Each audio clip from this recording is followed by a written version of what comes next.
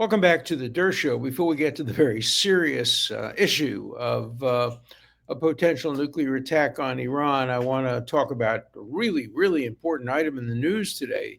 The owners of the National Football League have decided not to outlaw the tush push. Now, for those of you who don't know what the tush push is, very simple. You just have to watch Philadelphia Eagles football games and you'll know what the tush push is.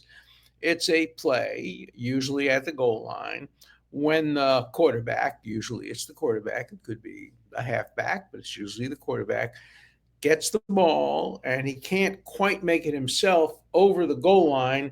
And so you get these really big, large football players pushing his tush and pushing him over the goal line. And there were people who wanted to abolish it.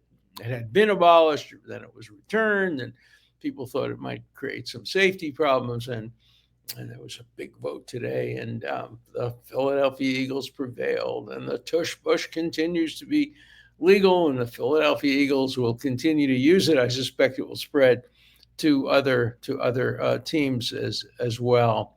The other point I just wanted to mention in passing is the cabinet member Noam, who thought initially habeas corpus gave the president the power to deport people instead of giving the individual, the deportee, the power to challenge deportation. She then cleared it up a minute later, but it was interesting to see how she regarded what is one of the most important safeguards of human rights. It's in the Constitution, but it precedes the Constitution by 1,000 years almost. It was part of the British common law and grew out of, wasn't exactly in, but grew out of the Magna Carta and other restrictions on the power of kings. Okay, so let's turn to the issue at hand, which is an extremely dangerous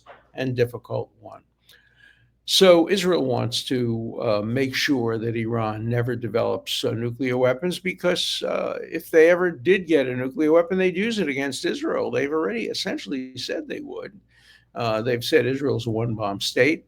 All it needs is one bomb in Tel Aviv, killing 3 million people, and that would be the end of Israel. Israel would be radioactive, and people would not want to live there, etc.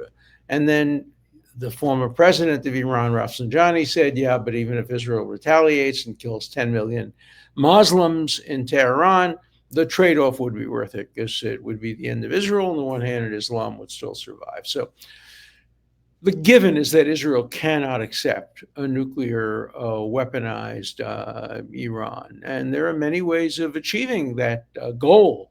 Obviously, the most direct way is for Israel to use its superior military forces because it's already knocked out much of the air defense system that Iran has and use bunker busting bombs, which the United States has now given it, not completely and not without no strings attached, but Israel has the capacity to at least cripple the Iranian nuclear weaponization program, or at least set it back for a number of years. Now, no, Trump doesn't like military activities. He wants to end the war in Ukraine, to his credit. He wants to end the war in Gaza. And he wants to make sure that Israel doesn't attack Iran because he wants to make a deal with Iran. He's a deal maker. And he thinks he can make a deal that's longer and stronger than the deal that President Obama made. And so he is in the process of negotiation. He has some very good negotiators working on the deal, including Steve Witkoff and others, some of whom I know. And we don't know whether a deal will ultimately be made and whether the deal would be good enough for Israel. Right now, the Iranians are saying, no, we are going to continue to enrich centrifuges.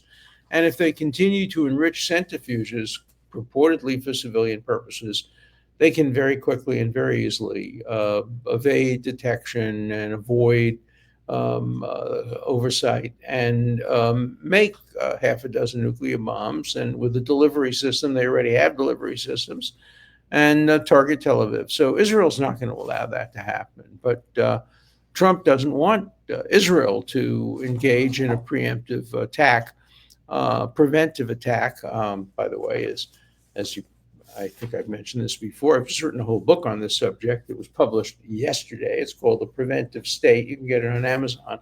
Subtitle: The Challenge of Preventing Serious Harms While Preserving Essential Liberties. And one of the most controversial chapters, and I think, from my view, one of the most important chapters, is the one on Iran, the preventive state and military action, Chapter 5. And I go through all the pros and cons of taking preventive steps to preempt the Iranians from getting a nuclear weapon. So there is this real conflict between Netanyahu on the one hand, who would like American support for destroying Iran's nuclear capabilities, and Trump, who would much prefer to make a deal and get credit for a deal. I worry very much about the deal, because remember that Trump has already put his credibility on the line. He has said that he is not going to allow Iran to develop a nuclear bomb, and if Iran crosses any red lines, he will take whatever steps necessary, including military action, to prevent it from happening. Sounds a little bit like what President Obama said about Syria, when he said the red line would be the Syrian government, Assad, using chemical weapons, even against his own people. And he said that was a red line. The United States would not accept that. And Syria did it, and the United States accepted it. And it totally destroyed Obama's credibility. And he no longer was believed when it came to making threats. And, being a deal maker wasn't as important to Obama as it is to Trump. Trump needs his credibility. And the only way to maintain his credibility is to totally keep his promise. And there are two options. One, Trump can make a deal and say it's the deal he wanted. It's the best deal ever in the world. I got them to do this. I got them to do that. It's longer. It's stronger, et cetera, et cetera. But it's not. But it may not be good enough, and it may not be good enough for Israel. And the important point, purposes of this discussion, is not whether it's really good enough or not. It's whether the Israelis believe it's good enough. Because if they don't believe it's good enough, there's nothing is going to persuade them to accept it. So if they make a deal and the deal says, well, you can enrich up to this amount, but not up to that amount, and there'll be inspections, and Trump announces great deal, much better than Obama, and shake hands with Iran. We're going to stop the sanctions on Iran, and we're going to make further deals with them. They're an oil-rich country, et cetera, et cetera. And if it turns out that the deal really isn't good enough, then Israel is really in a difficult situation. The image that Netanyahu must have in his mind 24/7 is Zelensky. He doesn't want to be Zelensky. Zelensky comes to the Oval Office and disagrees with Trump, and suddenly the United States is really no longer supporting peace, but it's not really giving the kind of support to Ukraine that the previous administration did. Now, there are complaints about the previous administration's support as well, but the tensions between Zelensky and Trump were evident and obvious, and Netanyahu doesn't want that. On the other hand, he is the prime minister of a sovereign state, and that state has to make its own decision as to how to deal with a nuclear Iran.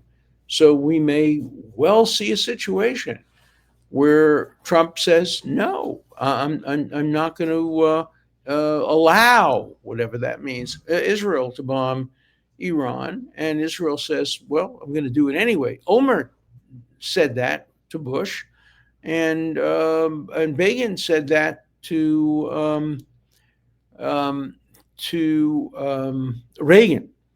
Both of them were told by the United States, do not bomb the Osiris nuclear reactor and do not bomb the Syrian nuclear reactor. In both cases, Israel defied the United States, bombed them, almost no casualties at all, certainly no civilian casualties.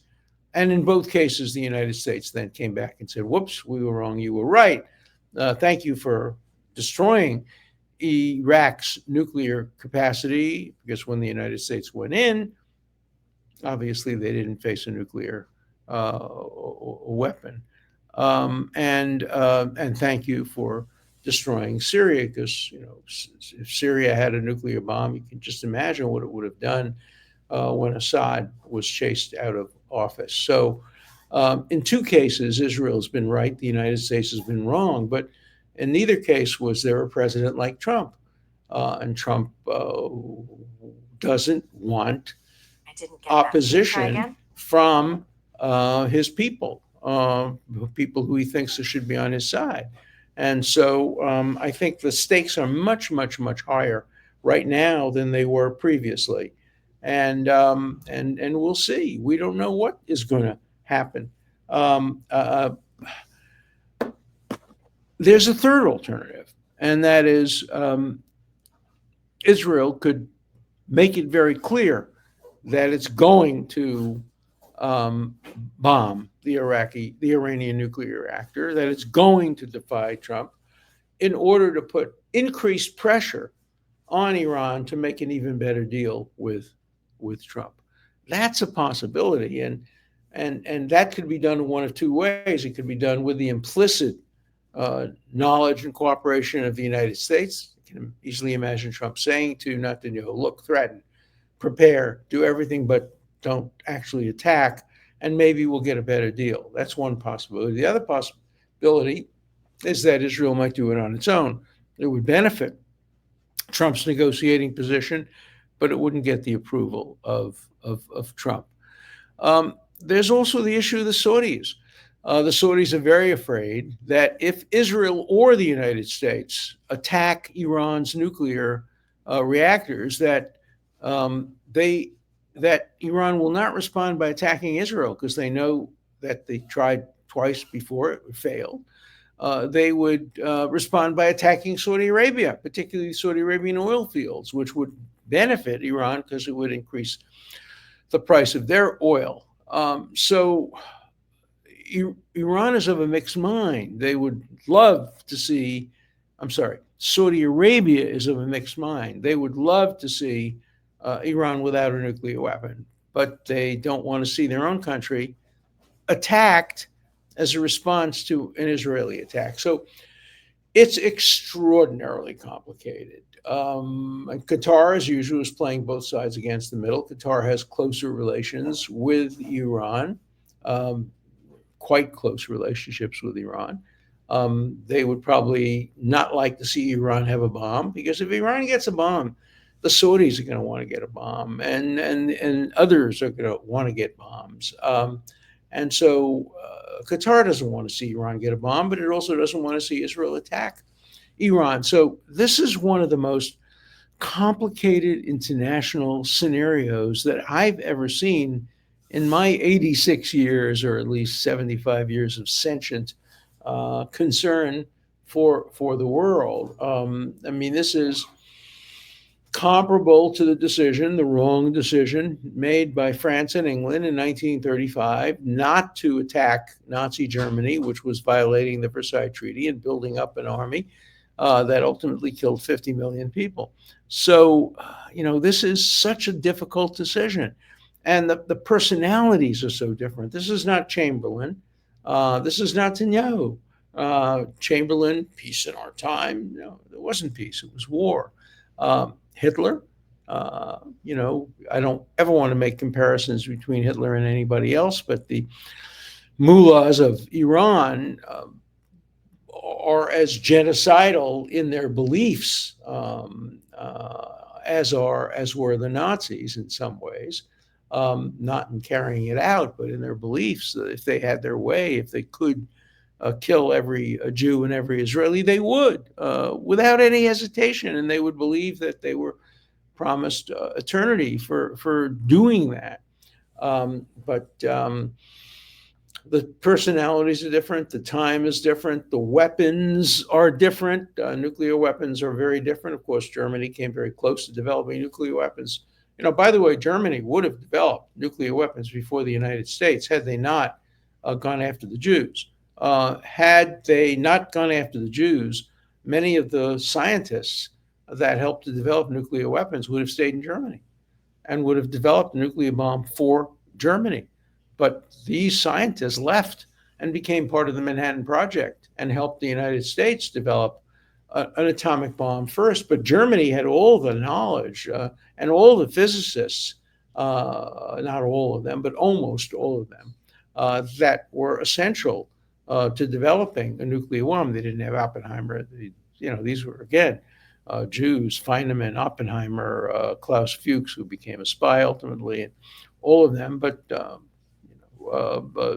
the physics was, as as Hitler called it, the Jewish science. He called it Jewish science in a negative way. The people who have won the Nobel Physics Prize think of it in a more positive way. So I make a lot of predictions, and my record has been pretty good, but I'm not going to venture a prediction on how this Iran thing is going to turn out. As I say, it's the most difficult decision Israel probably has had to face so far in its 70 whatever years of existence. If it's true that the United States has or will send a message to Netanyahu, do not attack Iran, we are making a deal. And if Netanyahu decides they have to attack Iran, it will not be handled the way Begin handled it with Reagan and the way Omer handled it with Bush. Different personalities involved here. There won't be so easy forgiveness. So the stakes are much higher, and the personalities are much different. And I have a nightmare. My nightmare is that Bibi, my friend, who I've known since 1970, how many years that is? That's it's 55 years. My nightmare is Bibi calls me on the phone and says, Alan, what do I do? You know Trump, you know me, you know all the players, you're familiar, you've written a book on prevention. What do you think I should do? I don't know what advice I would give him. If I really thought that Israel's existence was at stake and that Iran was very close to developing a nuclear weapon, which they could use, I would say you got to go in and destroy it and take your chances with Trump. If, on the other hand, the possibility of developing a bomb is reduced considerably by a deal, even if it's not a perfect deal, I think I would advise Netanyahu not to get into an irremediable conflict with Trump. And I suspect in the end what we're going to see, I'm not making a prediction because I value my score, my predictive score, but I'm going to give you my judgment. My judgment is that Trump will make a deal, that the Iranians will back down a little bit. They're not going to back down completely. They're not going to say no enrichment of centrifuges, and they'll cheat. We know that. They'll cheat. But that Trump will announce the deal, and he'll announce this is the greatest deal ever made, and we're going to now have good relations with Iran, and I've managed to do what no president has ever done before, and he'll have a basis for making those statements. And the Israelis will be very upset, as they were with the Obama deal. I know I wrote a book about it called The Case Against the Iran Deal, and I spoke to Netanyahu about it, and I spoke to various other Israeli officials about it, and I spoke to American officials about it. And the Israelis were very, very upset with the deal, but they didn't bomb Iran because they may not have had the capacity to do it. They have the capacity now because of what they've done to Hezbollah, what they've done to Hamas, what they've done to the Houthis, and what they've done to the Iranian defense, air defenses. So they're in a position to do it. But should they? Will they? I just don't know. I think it depends on the nature of the deal. If the deal is not good enough but is pretty good, they probably won't attack. If, on the other hand, the deal is really not acceptable at all, they may. So, already the Israeli press today and yesterday has headlines saying that Israel is preparing for an attack on the nuclear facilities, and that information comes from deep within Israeli intelligence and seems to be very credible. What we don't know is that is whether Israel is actually planning to attack Iran's nuclear facilities, or whether they simply want to send a message that they're about to attack in order to enhance the bargaining authority of the Americans who are trying to make a deal. We just don't know the answer to that question. It's the $64 billion question. And we probably will learn it over time. I suspect we're going to see a decision along these lines within the next month. Trump has already put a deadline, not a specific day or date deadline, but he said, "Look, we're losing patience." If I don't think the Iranians want to offend Trump, I think they want to make a deal. And maybe eventually they'll back down and say, we're not going to enrich centrifuges. Of course they will, but at least they'll say they're not going to. Right now, they're not doing that. Right now, they're saying there's no way we give up our right to enrich centrifuges and develop nuclear power for civilian purposes, which is a total cover, a total phony. There's no need for Iran to have nuclear civilian power. They're just doing it in order to have a cover for their military. But again, we just don't know. So stay tuned. I'll be following the story and covering the story. I'm obsessed with it. I've spoken to Witkoff about it, not this time, but in the past. I've spoken to Trump about it. I spoke to Netanyahu about it. I've spoken to Obama about it. And so, I know the thinking of a lot of the people who are the decision makers, but I don't know what the decision will be. All right, let's look at some letters.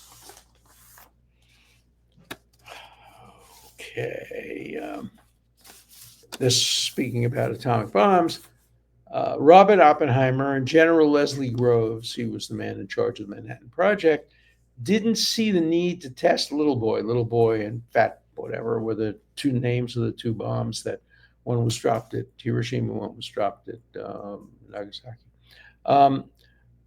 Oppenheimer and Groves didn't see the need to test Little Boy, the bombs they dropped on Hiroshima.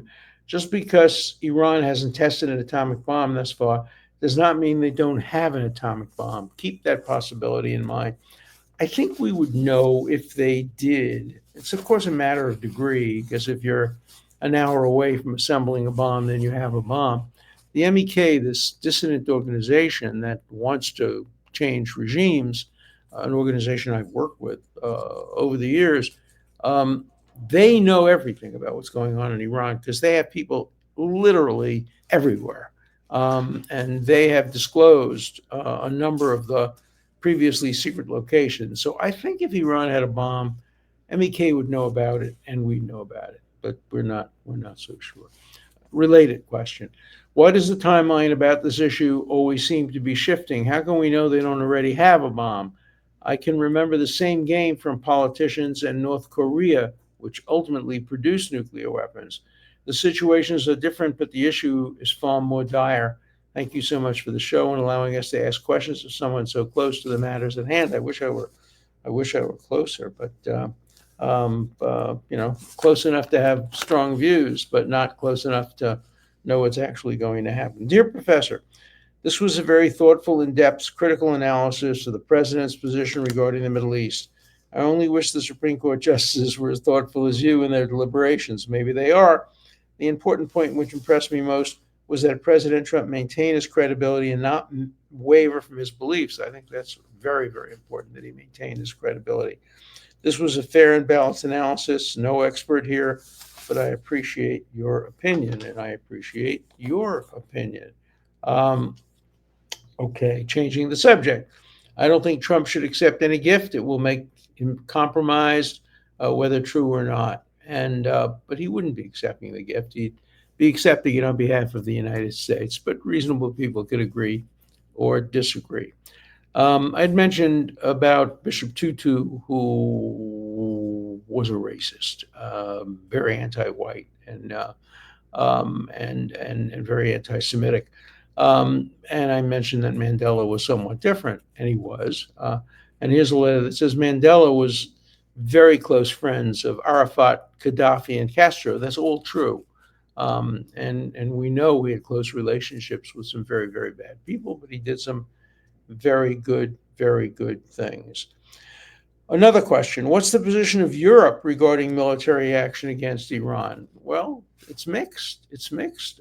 We know the British and the French, who are probably the greatest colonialists in the world, and killed probably more people in the quest of colonialism than any other countries in modern history, have been very critical of Israel, threatening sanctions against Israel if they continue their war to defeat Hamas in Gaza. So I don't give a lot of moral credibility to the Europeans on this issue, but obviously the Europeans would prefer to see no nuclear Iran, but they would prefer to see no attack on Iran's nuclear facilities. Getting back to Trump, here's a letter that says he did it with Soleimani. Yeah, he did. He killed Soleimani. And that was a pretty blatant thing to do. And it really declared, and he also imposed very harsh sanctions on Iran. So, there's no love lost, but he has said he would like to create good relations with Iran. He would like to do business with them. And he would like to see them end their quest for a nuclear bomb. I just don't think he can. I just don't think he can say it and believe it. President Trump has been saying Iran cannot have any nuclear bomb, will continue to enrich uranium for how long? How much time can Iran buy? And that's the other question. Are they buying time? And we think maybe that Putin is buying time as well. And Trump sees through that and has indicated that there are time limits. In the case of Iran, what he said is if they don't do something on a deal, there will be military action. What he said with Ukraine is if there's no deal, he's going to walk away in a certain period of time and let them kill each other. That it's not his war. And I think Vice President Vance very strongly believes that. And so, we're seeing conflicts within the administration. We're seeing, there are two wings of the Republican Party, obviously. There's a more isolationist wing, Vance and others within the party and outside the party, and are more isolationist, more America first-ish. And then there are what are called the neocons, who are a little bit more aggressive and would like to see Iran brought to its knees. Look, Iran is today the most dangerous country in the world, and it's particularly dangerous because it has no army and has no military resources except the possibility of a nuclear bomb. And that's why it's so dangerous if it were to get a nuclear bomb. President Trump, here's the last letter. President Trump keeps his word more than any other president in modern history, even if it costs him politically or personally. And I think that's generally, there's a lot to say for that position. Either Iran completely gives up their nuclear weapon program with full verification, or their program will be completely destroyed. He is patiently exhausting every peaceful alternative, which is far preferable to military action, including building an Arab economy coalition, which can be used to put pressure on both Hamas and Iran to cooperate. It's no coincidence that Trump is courting Qatar, one of the main supporters of Hamas. He's also they're also in alliance with Iran. So we just don't know. This is something where if anybody tells you they know the answer, there are only two alternatives. Number one, either they're bluffing, or number two, they have access to inside information that we don't have access to. I mean, I suspect Steve Witkoff knows what's going to happen. I'm not sure. It's not clear that he knows if the deal doesn't come through, whether there'll be a military act or not. We just don't know the answer to that question. And I hate it when I don't know the answer to questions, particularly when they're such important questions. So we'll continue to follow this. And again, I hope President Trump does the right thing, both for his own sake and the sake of his credibility and the sake of the credibility of the United States, but also for the sake of peace, for the sake of Middle East peace, for the sake of Israel and Israel's survival. This is a really, really, really important question. We may know the answer when we get together next week. We'll see. See you in a few days.